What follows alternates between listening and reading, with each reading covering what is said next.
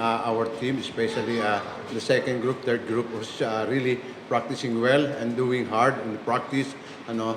And I have so many players, no, actually lahat ng players, unfortunately, doon sa isa lang si Roy sa latter part na because very close yung game from start to finish. Actually, we have a bad start and we don't want that to happen because as much possible, we want a lot of players to be utilized.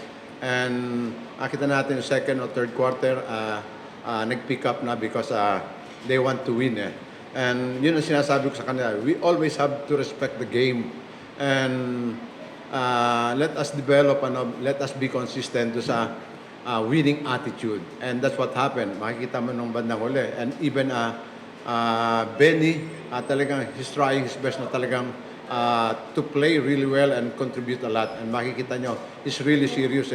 He's defending well and then shooting well. And I hope na mag-continue ito.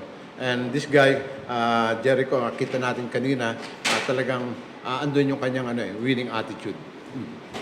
Okay. Coach, with the win, na-avoid nyo yung number 8 So ano lang yung masasabi mo sa possible quarterfinal opponent nyo? Although hindi pa natin alam, pero anong masasabi nyo na sa quarterfinal matchup nyo? Yeah, we don't want to get into the quarterfinals in a losing because of our standing we're really hungry for a win. And then the players realize naman ito even though before nangyari nito on our last conference, we're up against Meralco, our last game, whatever happened, win or lose, we're number 1, but we played to win at that game. And that's we want to be consistent on that kind of attitude. Yun nga Coach, kasi may last 2 games pa tayo bukas and for sure monitor nyo rin yan para ma-monitor yung seeding nyo for the quarterfinals. Pero how important was it lang for you guys na papasok kayo ng playoffs na may 3 straight wins? Yeah, that's why maraming nagsasabi na if we will lose, we will face and Lex at the same time, more or less, alam na namin kung sinong kalaban kung natalo kami. But we don't want to develop that kind of habit. Namimili ka ng kalaban because what I've told to the team is let us respect the game.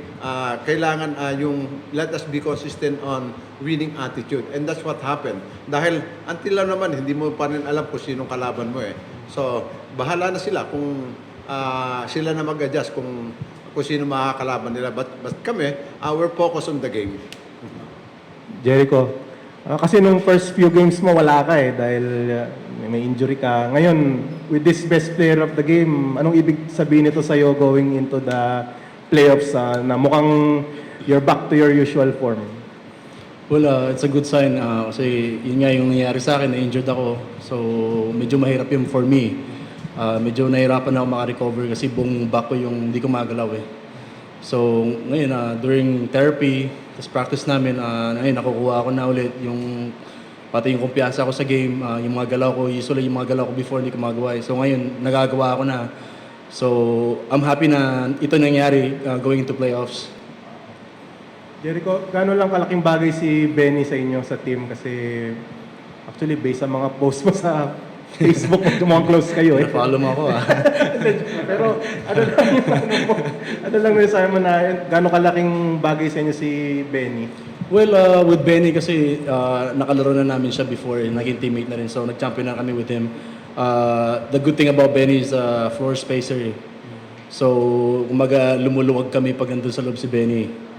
So, ayun, excited lang din ako na talagang coming to the playoffs kahit twice to beat yung kalaban namin. Siyempre, paghirapan namin na makuha kahit sinong team na makakalaban namin.